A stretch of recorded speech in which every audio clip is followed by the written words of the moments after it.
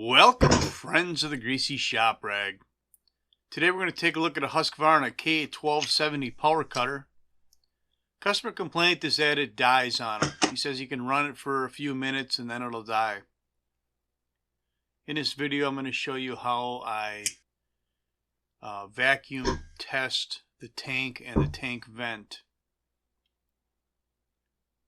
Well, first we want to empty the fuel tank. Get all that gas out, and while we're doing that, we're kind of inspecting the fuel to make sure that it looks good, no water in it, smells right, it's got oil in it, all the regular stuff. Let's fish that fuel filter out of there. What I want to do is I want to get the filter off of the line because I'm going to hook up my vacuum pump to that fuel line at the carburetor. Now you'll see that the carburetor has been removed. It didn't have to be removed to do this test. And then we're going to seal the tank back up. I just had a thought. I probably want to blow the fuel out of that line before I put my pump on there. And I just don't want to suck fuel up into the pump. So we're just clearing the line of the fuel right now. And if you have, a return line on the tank, you could use that as well instead of the one fuel filter line like on this setup. So let's start pulling a vacuum on this tank. And the needle should stay at 0 because the tank vent should be letting air into the tank to balance it out. You can see the needle's climbing. Or I should say descending, depending on how you're reading the gauge. But we're building a vacuum in the tank right now. And that's not right. And that's clearly a problem. And it's clearly the reason why he can run the saw for a few minutes and then it'll die. So look what happens when we pull the line off of the, there we go. We pulled the pump off of the fuel line and the gauge dropped to 0. Pressure equalized. So now we got to find our tank vent. It's kind of hidden on the side of the saw here.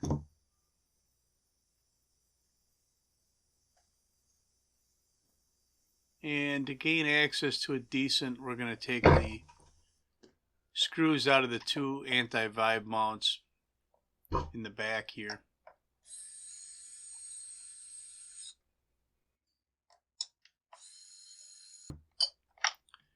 Alright, the starter's got to come off because the one screw is hidden behind the starter. And this isn't absolutely necessary. You can actually reach in there with a needle nose and grab that vent. But I want to remove the entire assembly for inspection as well. But if you need to service this in the field, you can grab the end of this vent. It's got like the sintered rods in it. It doesn't have a check valve in this cap piece here. Here's the whole vent assembly.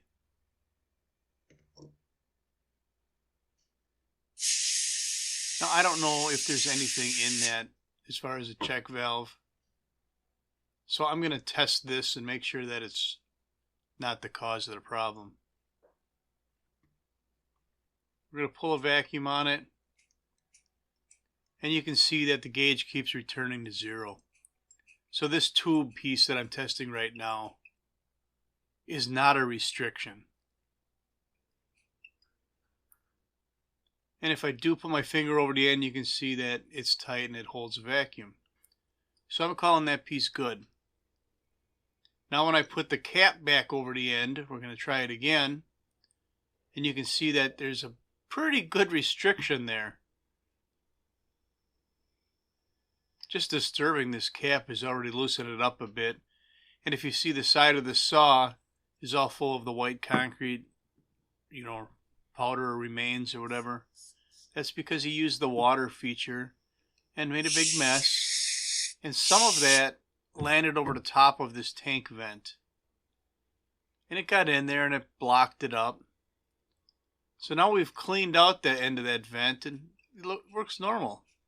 That's what we were hoping to find the first time, or we would expect to find on a good running saw. So that was the problem. We're going to put it back together. We should be able to start this thing up and not have any issues. The bigger problem with this saw is that it's been in here multiple times. And the customer is frustrated. The problem is, usually it's not the saw's fault. So the first time he brought it in, it was hard to start. Well, there was so much concrete dust and powder and this kind of caked up stuff built up in the clutch that when he pulled the cord, it was spinning that big 16-inch cutting wheel. And it's pretty hard to start a concrete saw when the clutch is locked up and the wheel's spinning. I mean, they're hard enough to pull when the clutch works. So we explained to him that problem, got it cleaned up, and then it worked for him. And then he brought it in with the same complaint that it wouldn't start. And this time it was the decompression button was bad.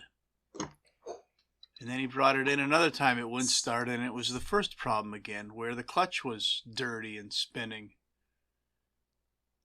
And this kind of went back and forth. Another time it came in, the air filter was so plugged up it couldn't even run. And then another time he came in and we actually replaced the ignition module on it. And I'm not 100% sure that the ignition module needed to be replaced, but it was one of them things where it was questionable enough to do it. And then he brought it back again and complained that it wouldn't stay running. And I should point out that this tank vent was tested a few times prior to this repair, and it wasn't the problem. That other time, it might have been water and a fuel. It was always something different, and it was just kind of like the perfect storm. And I think what happened was a couple of these problems overlapped each other. So I would find something wrong, like he would complain that it wouldn't idle. Well, it wouldn't idle because the clutch was locked up, and at idle it was trying to turn the blade, and then it would die.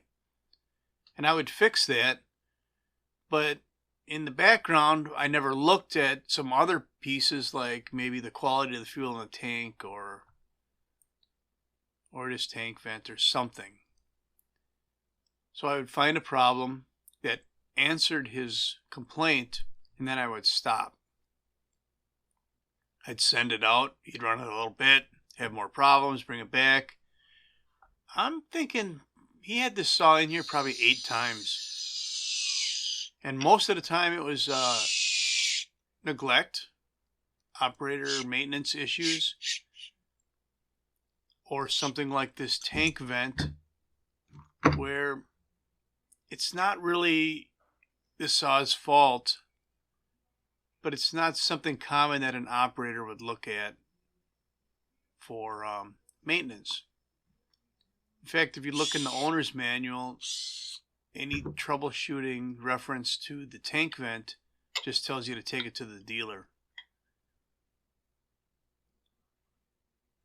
So I'm pretty confident that after this repair, and I should point out the customer is frustrated enough that he wants something done as far as walk in demanding a new saw. Well, I got enough records to show that you didn't do any maintenance at all on this thing that you ain't getting a new saw. Sure, it did have 1 or 2 problems, no different than any other piece of equipment might have. But things overlapped so bad that it was hard to really pinpoint problems down when it came in. So before he gets his saw back, we're going to sit down and we're going to have a little class about maintenance. We're going to discuss all the problems that it had and how he can either identify them or avoid them. And hopefully he'll have a better experience with the saw in the future.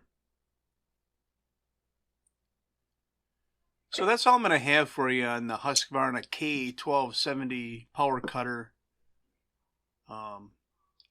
tank vent troubleshooting. Thanks for watching. Later.